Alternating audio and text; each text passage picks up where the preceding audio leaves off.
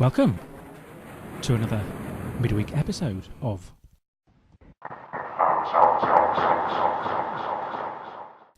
As usual, we'll be taking you on a journey through music and what's on in Camden Town.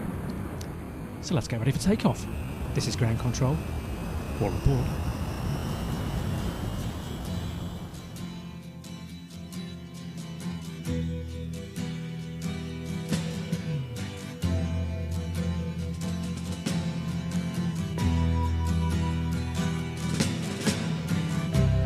Ground control to Major Tom. Ground control to Major Tom.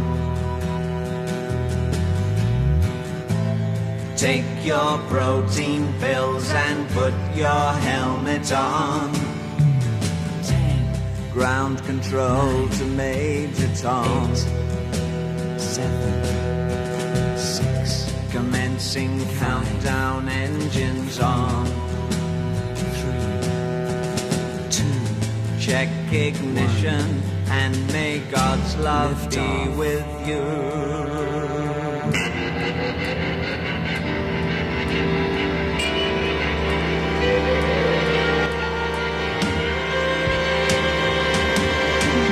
This is ground control to Major Tom. You've really made the grade, and the papers want to know whose shirts you wear. Now it's time to leave the capsule if you dare. This is Major Tom to ground control. I'm stepping through the door, and I'm floating in a most peculiar way, and the stars look very different today. For here am I sitting in a tin can,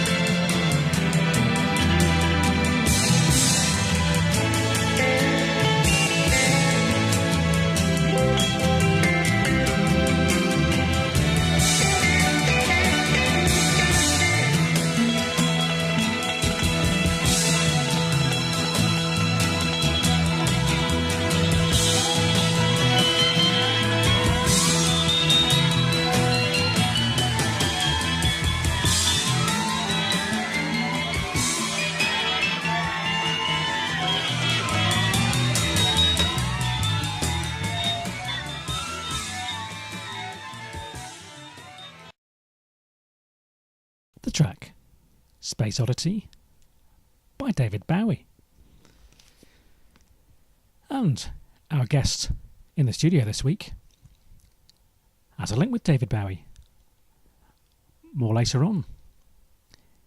But is it Bowie or Bowie? And do you watch Towie? It's none of my business. Okay, let's move on. Now. Oh, I think that might be the teleporter. Yes, it is. It's this week's special guest. Neil Armstrong was the first man to walk on the moon. Our guest this week is Kevin Armstrong. Okay, I'm in the studio with Kevin Armstrong. How, Kevin? Yeah, hi Howard. How are you? We're good, thank you. Welcome to Camden Town Radio. Thanks. Yeah, good to be here. Now, Kevin is an English rock guitarist, record producer and songwriter. And he's best known for his work with David Bowie, Iggy Pop and Morrissey. Have I got that correct? Yeah, among others, I guess they're the names people will have heard of, most certainly. Yes. So do you want to tell us a little bit about your background and how you started out? Yeah, well, I've been a guitarist now for nearly 50 years. Yes. So my arc has gone alongside the arc of popular music and rock music, really, since a kid. Yes. So I was listening to some of these people that I ended up playing with as Yes. a kid, and then ran away from home at 16 to kind of pursue my dream, which you sort of could do then. Yes. There was a chance you could run away from home at 16 and live in a squat and learn how to play the guitar and go on the dole for 7 years and then suddenly get phoned up by David Bowie. I mean, these things were real things then. Yes. So I think it's a lot harder now, but Yes. different opportunities have arisen in music. But I never went back to wanting a normal life, so I've stayed that way After all my that, life, yes. and I still play with Iggy Pop now. Yeah. Yes. And where was home for you originally? A place called Orpington in Kent, which is Okay. about 20 miles south of central London. Yes. So it was definitely sort of countrified, on one side of it, and then Yes. more built up towards London on the other side. So Orpington, then you get Beckenham, Bromley, and then Lewisham and Catford, and you're in London. So it's Yes. like South London. It's almost regarded as South London, that place, I think. Yes. So I'm imagining early on you based yourself in London? 16, I kind of ran away. Didn't run away from home. In fact, that's the wrong thing to say. Right. In fact, I got the best advice ever, parental advice ever. Yes. In those days, you used to sort of read the back of the Melody Maker and look for auditions to go to and things like that. So that's what Yes. I was doing as a teenage guitar player, trying to Okay. break out of my hometown. Yes. And I got a job with a band in London who had a record deal. At 16 years old I was, and I said to my dad, I want to leave home, go and live on someone's sofa and join Yes. a band. And his one golden nugget of a dad-like advice was to say to me, if you don't do this now, you'll always regret it, so just go Right. and do it. All right. So that was a great thing Yes. to say to me. Yeah, and are we in the 1960s at this point? Well, no, it was actually 70s. Yes. Early 70s I came to London. Yes. Mid 70s really. So Okay. punk happened Yes. pretty much. I was already in London and being a pro guitarist, and then punk happened. So Okay. that was a kind of the whole rethink for everybody in music, especially those who could play a little bit before that happened. Yeah, so had you been doing some session work up to that point? Some session work and with a kind of pop band that had a deal with a major label, in fact. Okay. But it wasn't a real project in a way. It was like the ancient equivalent of modern day boy bands, where Right. you're not required to really be in the studio when your records are being made. It's Oh, all okay. done by Yes. other people, and Oh, you're I just see, there yes. to have your picture taken. So it was a bit frustrating for somebody who Yes. wanted to do the real thing. Yes. And so I kind of bailed out of that. And punk was a great sort of window where you go, well, wait a Yes. minute, what am I doing? I'm wearing a gold jacket and having my photograph taken. And even if I'm with EMI and if I'm not being allowed near a studio, then what this is all about, So I got heavily into the punk scene, really, and went back to my hometown and started hanging out with local bands down there, one of whom was the mighty Splodgeness Abounds. Okay. All right. 2 pints of lager and a packet of crisps. And I was kind of Yes. helping them out in the studio. All right. And now I believe, moving on a little bit to 1980 now, I believe at that point you were with a group called Local Heroes. Yeah, that was my own group, yeah. And there was a little label. It was the sort of post-punk, there was this massive explosion of indie labels, wasn't there? Right? Yes. Little labels, you know, like Stiff and one of those was called Oval Records, and it was based out of Clapham with a guy called Charlie Gilles, who's sadly now died. But and I just phoned him up and said, "Look, I'm really good. You ought to hear my stuff." Yes. You know, and he said, "All right, come and show us what you got." Yes. So I sort of piled into his little office in Clapham in the basement with a guitar and sang him some songs, original songs. Yes. And he sort of signed me on the spot. I thought, that's the music business cracked then. Yes. Which was a little premature, but so the band Local Heroes came out of that, and we did make a couple of indie albums which the mighty John Peel used to play. Okay, yes. And I still get letters from 7 people in Poland about yes. and occasional fans in America and things, and so it's still out there floating around, that record. Yes. But it kind of it led me on to a different path in life. Being an artist, I was an artist for a little while. Okay. But it led me onto a different path via a gentleman called Thomas Dolby, who you may have heard of. Ah, right.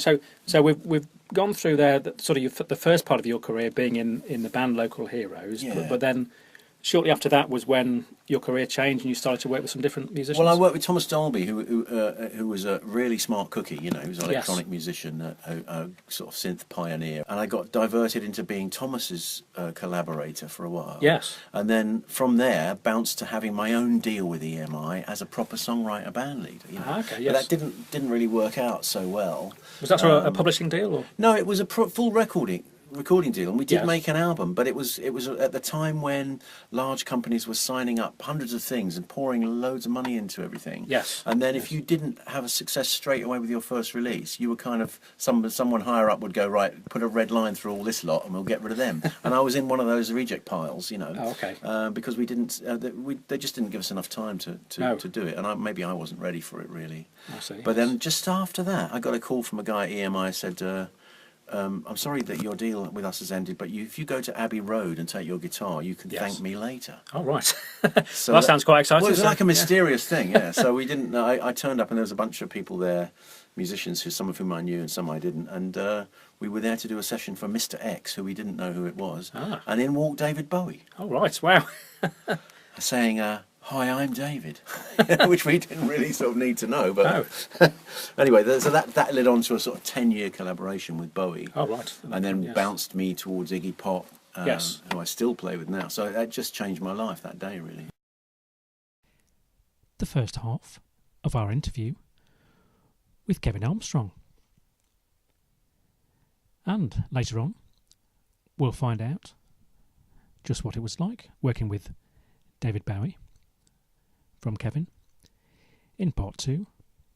In the meantime, Kevin has a new album out called Run, and this is the title track.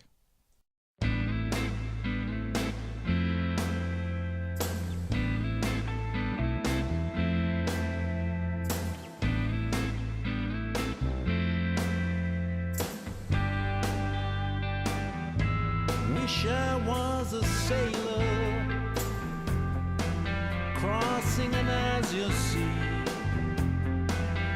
under leaden skies, under your eyes, but I can't see too far with these animal eyes.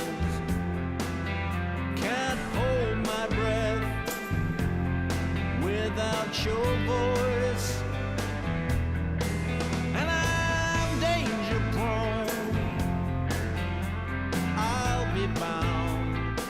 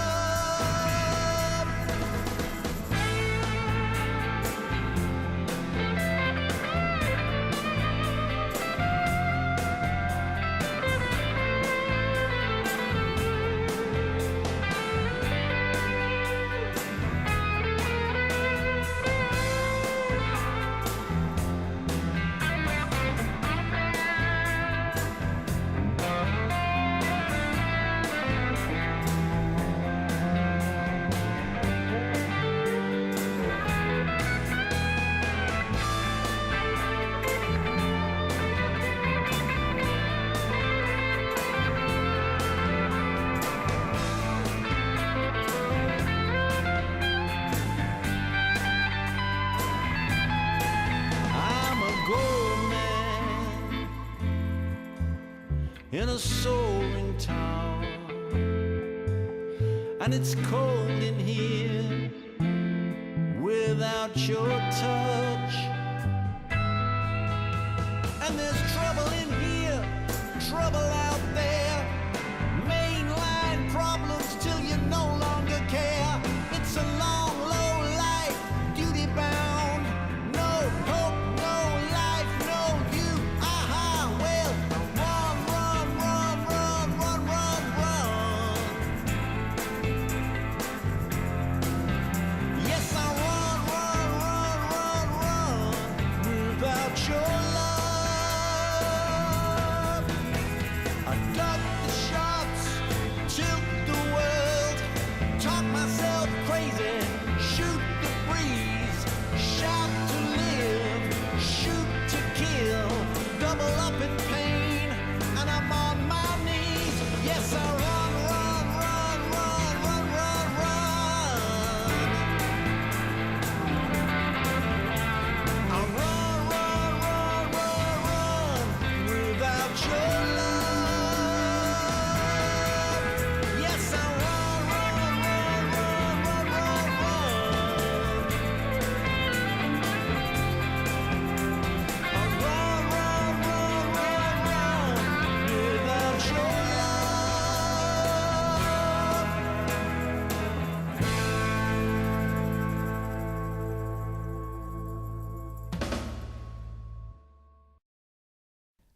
The title track from Karen Armstrong's new album, Run, and the track was co-written with David Bowie.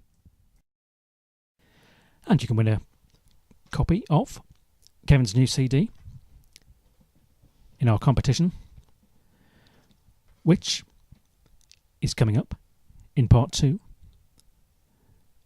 of our interview. Stay tuned.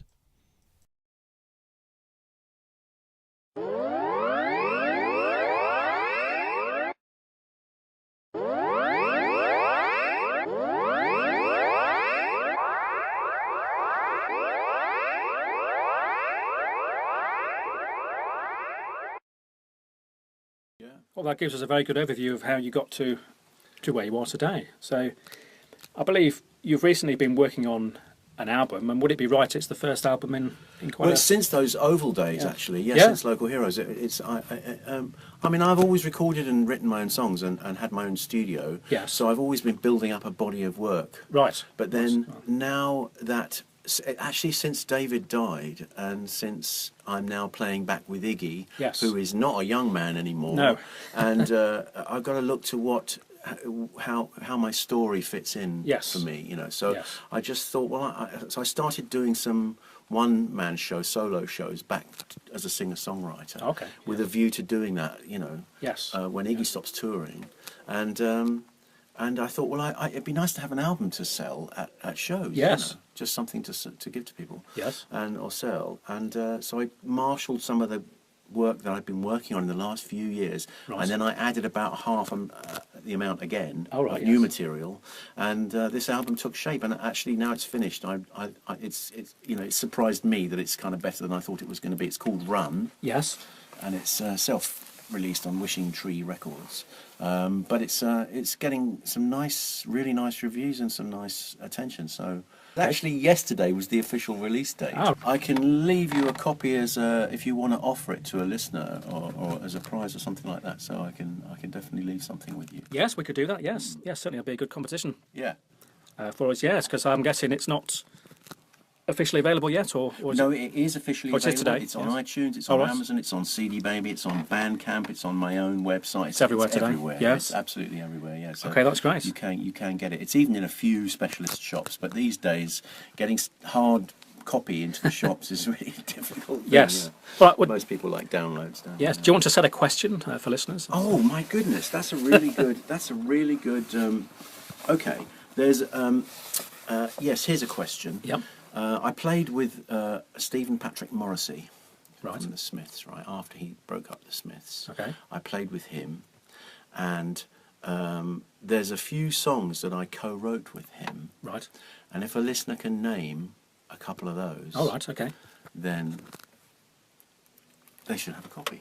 That sounds a good question, and we shall put that out there. And, Because I've got a couple of songs I co-wrote with David Bowie on the record, and, right. and some stuff with Morrissey too. So yes, we're quite interested to talk about those tracks. So, in terms of those co-written ones, are they tracks that have already appeared on other albums? Or? yes, they are. Although one of them, in particular, was not released initially on an official product. It came out later as a bootleg, first of all. Okay. And then there was a reissue Morrissey album, which okay. the track did appear on. So Right, I nice. mention no names about that because I think that should be the competition. People should talk Okay, about. yes. So which obscure Morrissey track did I collaborate on? Yes. And it's from the it's from the late 80s, very late 1980s. Yes. Yeah. We're quite interested in the track Run, which you wrote with David Bowie. Now, are you Yeah. able to tell us how the song came about? Yeah, I am actually, because I was in the band called Tin Machine with Bowie, Yes. and which was his kind of hair-raising rock project, which Yes. he kind of did in about 1989, 1990. Yes. And I got roped into that as playing second guitar alongside the great Reeves Gabrels, Yes. and that was a fantastic experience. And I toured. I did the first Tin Machine tour where we did little clubs. We did the National Ballroom in Kilburn, and we did Roxy yes. in LA, and we did these like little theatres, and it was great. Yes. And really exciting. But at sound checks, of course, we had long sound checks during the day. Yes. One day I was playing a song that I'd written in 1980, I think. Okay. And I was just playing this riff, to test out an amp or just do some, just play guitar on stage. Yes. And David came to me and said, "What is that? What is that you're playing?" I said, "Well, it's an old song of mine from 1980. Yes. Can I have it?" All right. So I sort of said, "Well, yeah, I think you can." Yes. So I just made a recording of the riff for him, and Okay. and then we started throwing it around as a band with Tin Yes. Machine, and we did play it at a couple of gigs. Yes. Yes. And then it was on the first album, surprisingly. All right. Yeah, And that's the first track on it's the opening album, track. I put yes. it as an opening track. Yeah, and the it's- self-titled Yeah. the album. That's right. as well. The title is Run. Yeah, I just thought it was a good, simple title because it's one of Yes. those words that has different meanings for different people and different things, isn't it? That's right. Yes. Yeah. We're quite interested in your songwriting with David Bowie, and as far as is that typical of how it would come about? You'd be trying something else. Well, of the couple of co-writes I've got with him, yes, it was typical. Yes. It came out of a playing situation, Yes. and quite a lot of the co-writing I've done with artists has been like that. Yes, In fact, the yes. Morrissey stuff was different because I figured out with Morrissey that what Johnny Marr and the Smiths probably used to do, Yeah. given the intricate nature of the guitar parts that he came up with for Smith's records. Yes, I figured yes. they were just instrumentals that he'd written, which he Yes. gave to Morrissey. Okay, yes. And Morrissey kind of floated over the top, and I just thought that they can't have been in the same room doing that. No, Just the way no, it sounds, so- I just didn't think. So, and I was proved correct because that's what I did with Morrissey. I gave him some quite sophisticated guitar recordings, Okay. and he picked out 3 or 4 of those to work on. Yes. But with Bowie, it was like always about playing live in a room, and then Yes. he would say something would catch his ear, and he would say, "Hey, what's that?" And so that was the case for a couple of times. I actually was Yes. involved in a really great late Bowie song called "Absolute Beginners," Yes. which it was the title track for the Colin McInnes screenplay, the film Absolute Beginners, Julian Temple film. Yes. Absolute Beginners, and the first time I met Bowie, we were kind of demoing songs for that film. Okay. Yes. And I sort of helped him write that song. He had Yes. fragments of it, All right. and I kind of sat down with him and at the end of a studio session with some spare time, Yes. and said, "Well, I think we can knock this into shape," And I kind of although I haven't got a writing credit on that song, Yes. I feel involved in it, and I think it was the thing that made Bowie want to continue a 10-year relationship Yes. with me on and off. Yeah. Yes. No, that makes sense. And I guess David Bowie and Morrissey too, quite different characters there. If you had to sort of sum up either of them in terms of working with, what are your sort of abiding memories of? Well, both of those? I mean, they're really. I mean, everyone's different, I mean, I think the thing that's sort of very famous artists have in common often is that they're quite vulnerable in some way. Yeah. Because everybody wants something from them. Yes. And the way they respond to that is different. Now, Morrissey's quite a private and slightly difficult. Complicated man. Yes. And so you don't really get that close to him. Okay. And if he drops you, it's the trap door, and you never Right. get talked to again. That sort of thing like that. Bowie's completely different. Bowie was very engaged with people, Yeah. and always very good-humoured and excellent to work with. Like really Yes. valued the contribution you were making, and did that with everybody. He was Yes. intensely interested in people, and kept in contact with people, and he was absolutely amazing. You know. Yes. And when he died, I just was knocked out with how he handled his own death, you know, and what Yes. he gave to the Well- world around that event. It's just amazing. It's typical of him, really. You know. Yes, to be... A deep person, but very open as well. You know. That's right, and to be Yeah. organising an album Yeah. ready. You got to have a #1 album the That's day right. before you die. You know, it's absolutely brilliant. Yeah, it's quite a unique Yeah. thing to, but as you say, typical of the man to have done. Yeah. done something Absolutely. like that, yes. Yeah, and things that I find out along the way, talking to people who've collaborated with him, you know, just remind me of what a great person he was. I mean, a couple of little stories. I did the Live Aid concert with him, and I put his band together for that. Yes. Still the biggest concert in history, I think. Yes. Yes. And he introduced the band by name yes. from the stage in front of the whole Oh, right. world. And he didn't have to do that. No, he didn't have to And I name- think he yes. was very aware of the gift he was giving to us. Yes. For giving our time to him, and that Yes. was just typically brilliant of him. Oh, right, Another nice. little, you know, incident was I was in Iceland with Iggy Pop, not the supermarket, actually Iceland. Yes.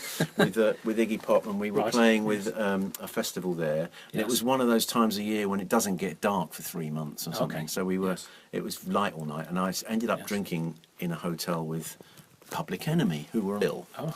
So we were talking. I was talking to Flavor Flav about his 29 grandkids and all the rest of it. And, Yes. and I ended up talking to their drummer, who's called T-Bone Davis. Yes. From New York. Okay. Yeah. And he said, "Oh yeah." He said, "Yeah, my dad was a drummer." I said, "Who's your dad?" He said, "Dennis Davis."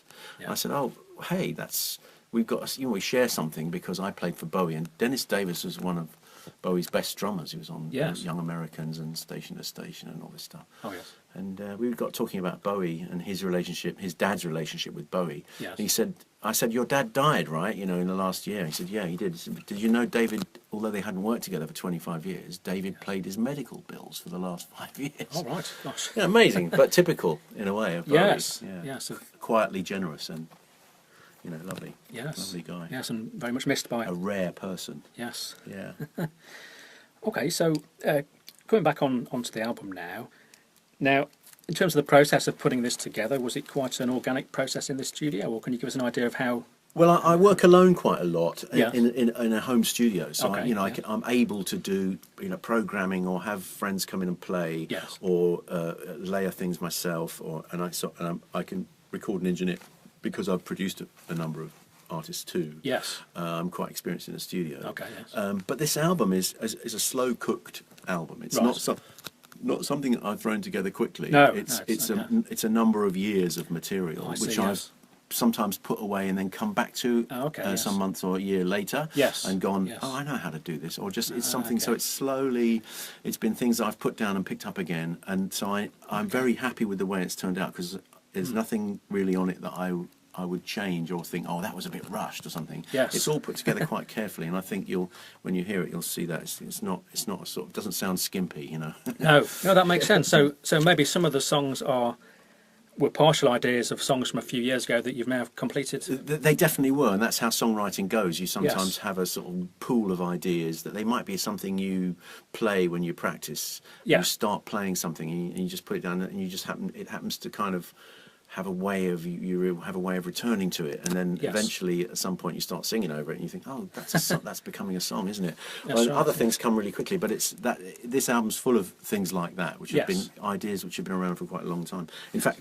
one of the Bowie co-writes, "Outside," Yes. again, it was something he heard me playing and wanted to use. Okay. But I originally wrote that song nearly 40 years ago. Oh right. You know, the riff for that song Yes. is from a very long time ago. So I'm Yes. quite proud of that. You know, I have an album out in 2019, but it's got some original stuff from that took root 40 years ago on it. Yes. In the album notes, has it got any stories to do with how some of the songs came about? Or? Not well. It has on Bandcamp, funnily enough. 'Cause Right, I okay. started. I did put this up myself on various platforms, and Yes. there wasn't much room. There is a gatefold in the CD with some info on it. Right. But online, when you put an album up online for download or something, Yes. they don't always have room for No, that's stuff. right. Yes. But Bandcamp's Yes. quite good, so I've put all the lyrics on Bandcamp and Okay. a little bit of background about each track on there. Yes. Yeah. And in terms of websites, is there a main website people can go to? Well, it's just called kevinarmstrong.com with a hyphen. Oh, right. Kevin-armstrong.com. Okay, and all the links will be off there. So. The links are there, Yes. or just look up the Kevin Armstrong Run Yes. on CD Baby or Bandcamp or one of those things, or Okay. even Amazon iTunes, and you'll find it. Yes, it should be there. All right, that's great. And in terms of doing gigs, I think we're just interested to go back a little way into your experience gigging in and around London, Yeah. and in particular in the Camden area. Well, and I as did to live what it in- was, yeah. and so what it was like, sort of in the 70s and 80s, gigging around what was the scene like in those Well, days? it's funny you should ask that, because I've just sat and had a sort of, I went and had a little coffee at Nando's up Yes. the road. Anyway, I did used to live in Camden Town Right. in the mid-70s. Okay, yeah. And I remember the Sunday concerts at the Roundhouse. Yes. Where they used to have bands like Man from Wales or Nectar, or even the Runaways came over from America. Yes. Lots of different things. I used to go and see music there on a Sunday afternoon. And then there were all the little pubs and Dingwalls. It was a big yes. thing in my life too. I played there a number of Yes. times, and it was a majorly important place to see bands in the yes. 70s. Yes. So this is a familiar area to me, although it's changed beyond recognition now, isn't it? It's a Yes. really touristy kind of That's right, place.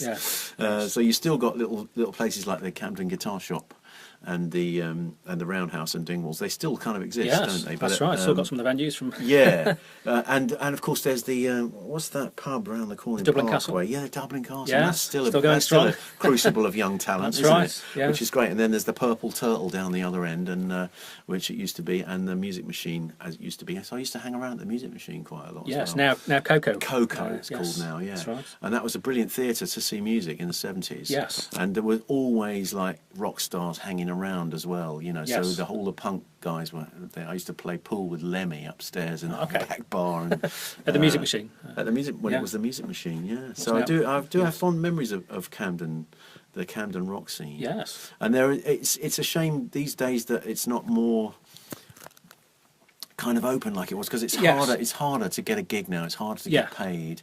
I mean, I've since 5 years ago I moved down to the south coast, in a Right. town called Hastings, and it's Oh, right. that's got the most amazingly healthy music scene. Has it? Incredible. Well, Right. a lot of musicians move out of London because it's Yes. cheaper. Yes. And it's also got a very vibrant music scene. It's got the Okay. kind of culture where there's 100 venues down there where Yes. the landlords will pay 50 quid a man to a band right. to go and play, Okay. and Nice. won't charge in. Right. So you right. get this really healthy exchange of, people can get in for free, Yes. see really good musicians who are there and they're getting paid. So okay. you've got this blossoming of music down there. It reminds me of London in the see. 70s. In a way. Yes. Other places I used to play, like Clapham, the 101 Club. Oh, yes. The Moonlight in West Hampstead. There were some Yes. really good places. Half Moon in Putney, maybe? The Half Moon in Putney, Yes. indeed. Yeah. So it's some of those places still going, I know. Yes. But it is a changed scene, and Yes. I'm not one. I'm not, because I've been around a long time. I don't moan about these things really. Yeah. It's there are different opportunities now. Yes. I love the way that bands can connect with an audience digitally and find right. a little niche for themselves of Yes. fans. That's really good now. Yes.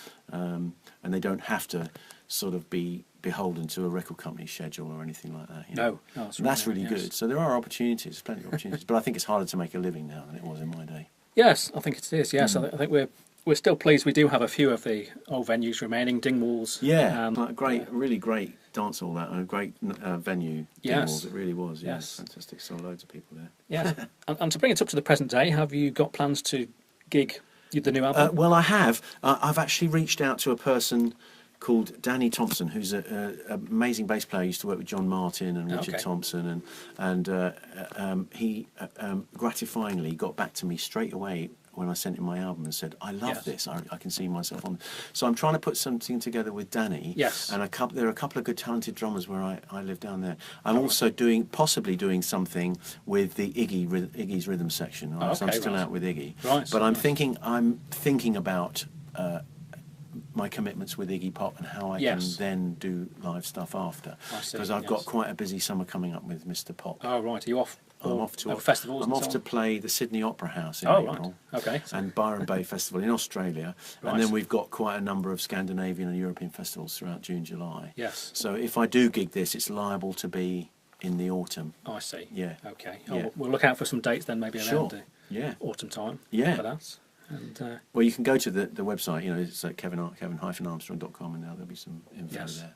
Yeah. all right, that's great. Well, thanks very much, Kevin, for joining us on Camden Town Radio today. You're welcome. Nice to talk to you. Yeah, it's been great to have you on the show. Okay. Hi, this is Kevin Armstrong. This is Camden Town Radio. Keep on rocking, everybody.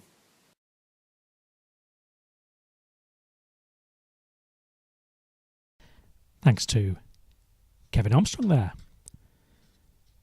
who called in to speak to us about his life in the music industry and also his new album, Run, which is out now.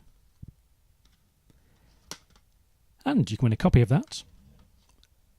And if you missed the question earlier, the question he set was,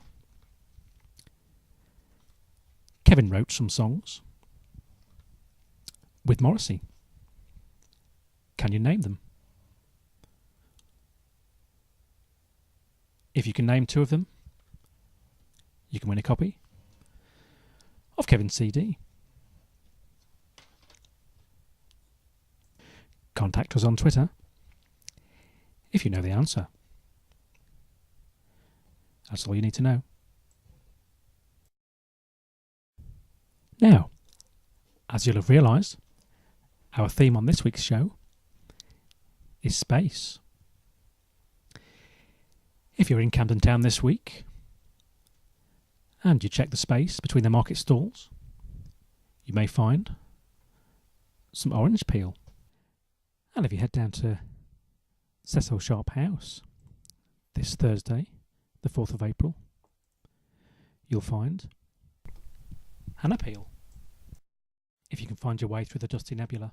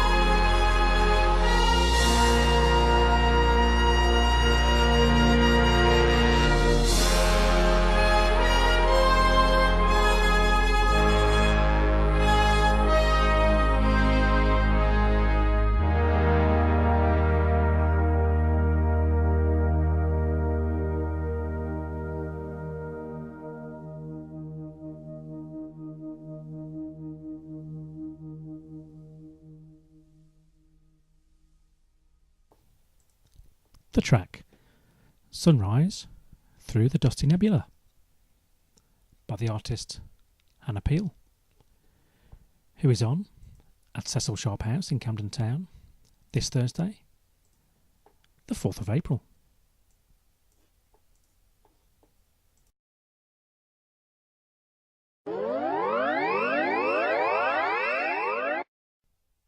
Ooh, I think that might be a UFO.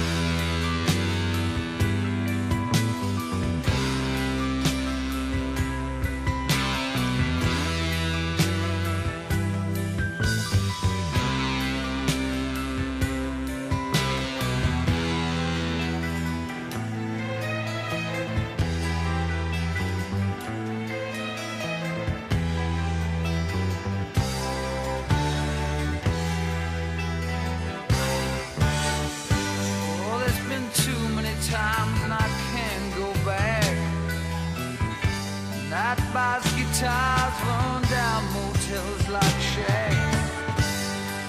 What it mounts up to, I don't want it at all. Lost you and I want you today. Misty green and blue. Love to love you. Misty green and blue. Love to love you.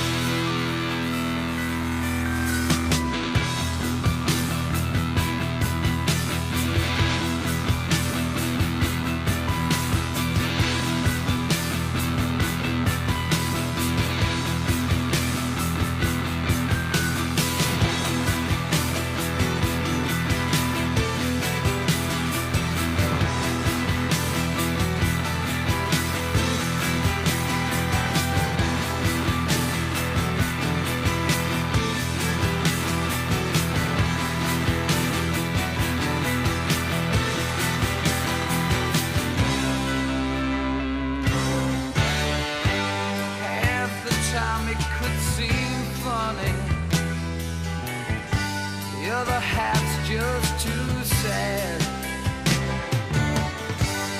Each westbound moon's oh, they rise and fall. Lost you and I want you today. Misty green and blue. Love to love you. Misty green and blue. Love to love you. To be something. To be near you. I don't know where I'm going to. I've tried and I need you to stay.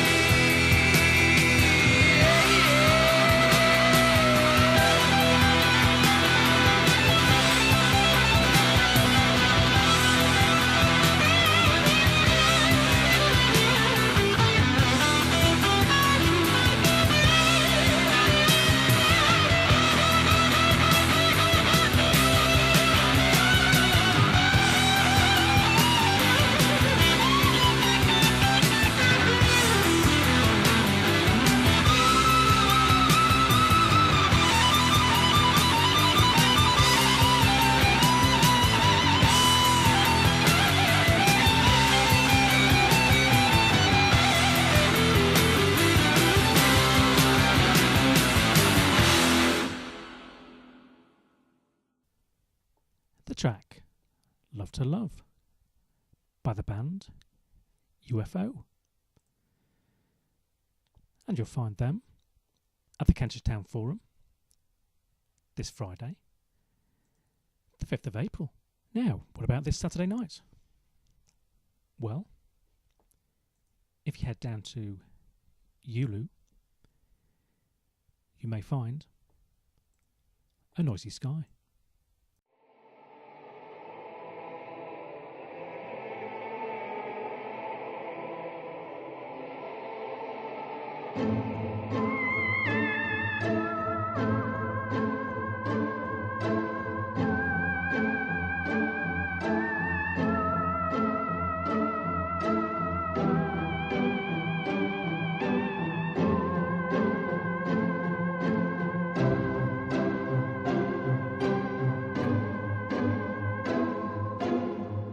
The face of evil can draw you in. A cold veneer of beauty spread thinly over sin.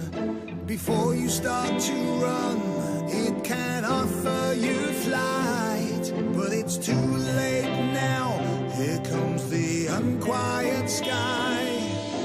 Taciturn and gentle, it floats across your path. A shadow barely visible to the blameless heart. Yet with it comes a sense of darkness in your soul, and waiting for the end will take its toll. The face of evil can be warm and secure, a dependable guide with intentions oh so pure. So tear off the crimson mask and reveal the countless lies. But it's too late now. Here comes the unquiet sky. The face of evil can be woman or be man, with an offer of friendship and a steady helping hand. You were warned about those secrets, so convincing and so wise. But it's too late now. Here comes the unquiet sky. Taciturn and gentle, it floats across your path. A shadow barely visible to the blameless heart. Yet with it comes a sense of darkness in your soul, and waiting for the end.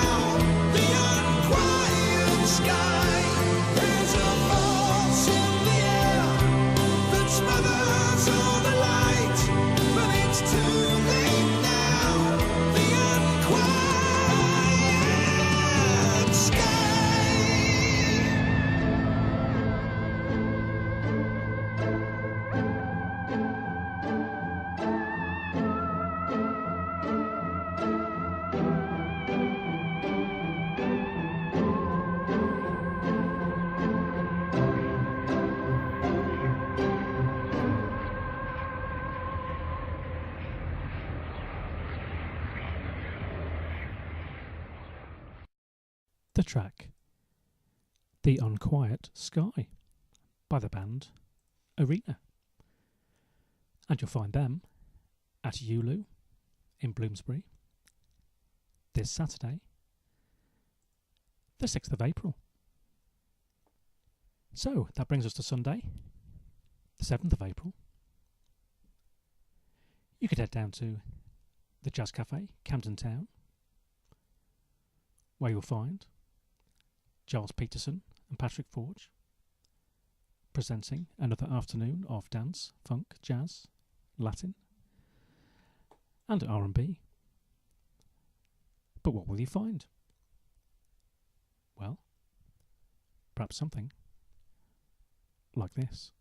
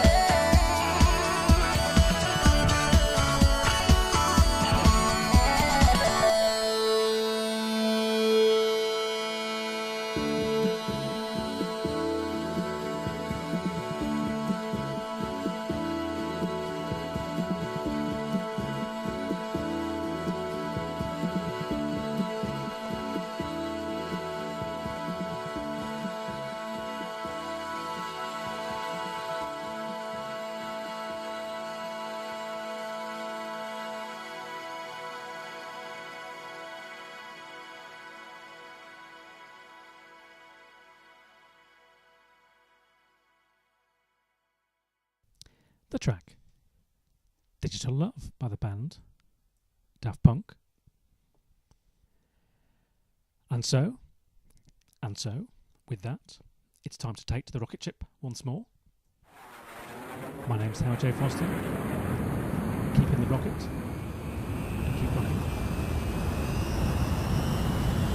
This has been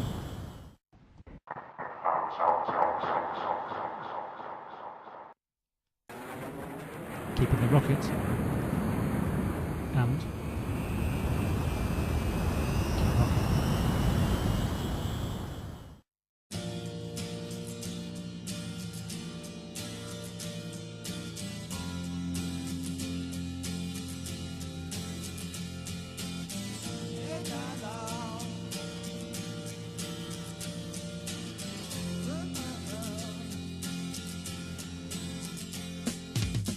Didn't know what time it was, the lights were low. Oh, oh, I leaned back on my radio. Oh, oh, some cat was laying down some rock and roll, that is all he said. Then the loud sound, it seemed to fade. Came back like a slow voice on a wave of fade. That was no DJ, that was hazy cosmic time. There's a starman waiting in the sky. He'd like to come and meet us, but he thinks he'd blow our minds. There's a starman waiting in the sky. He's told us not to blow it, 'cause he knows it's all worthwhile. He told me, let the children use it, let the children use it, let all the children do get.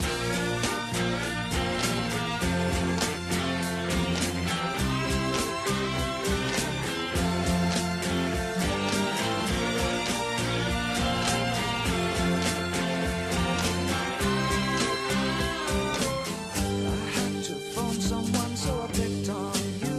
Oh, oh, hey, that's far out, so you heard him too. Oh, oh, switch on the TV, we may pick him up on channel 2. Look out your window, I can see his light. If we can sparkle, he may land tonight. Don't tell your papa, or he'll get us locked up in fights. There's a starman waiting in the sky. He'd like to come and meet us, but he thinks he'd blow our minds. There's a starman waiting in the sky. He's told us not to blow it, 'cause he knows it's all worthwhile. He told me, let the children lose it, let the children use it, let all the children boogie. Starman waiting in the sky. He'd like to come and meet us, but he thinks he'd blow our minds. There's a starman waiting in the sky. He's told us not to blow it, 'cause he knows it's all worthwhile. He told me, let the children lose it, let the children use it, let all the children boogie.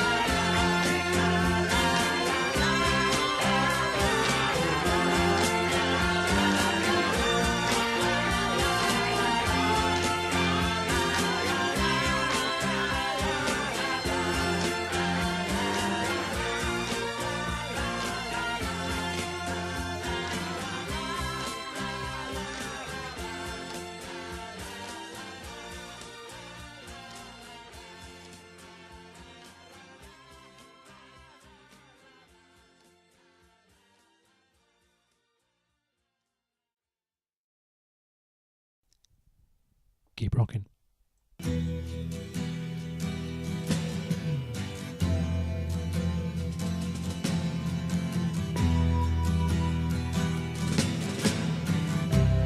Ground control to Major Tom. Ground control to Major Tom. Take your protein pills and put your helmet on. 10. Ground control to Major Tom. 8, 7, 6. Commencing countdown, engines on. 3, 2. Check ignition and may God's love be with you.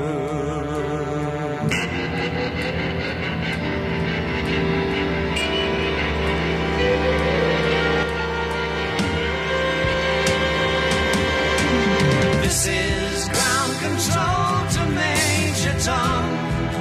You've really made the grade, and the papers want to know whose shirts you wear.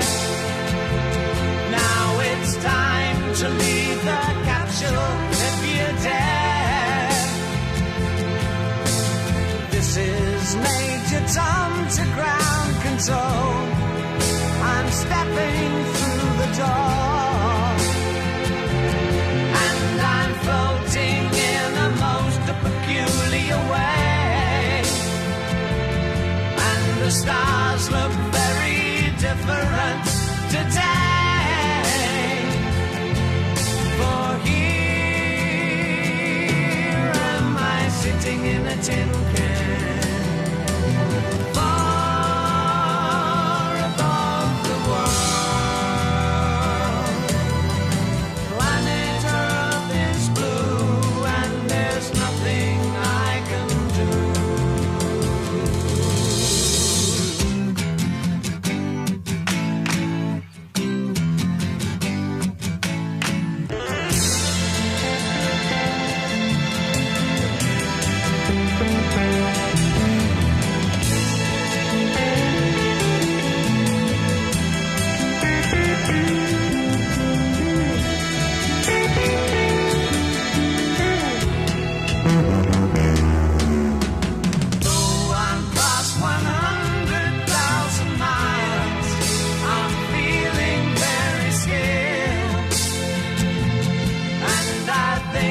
Space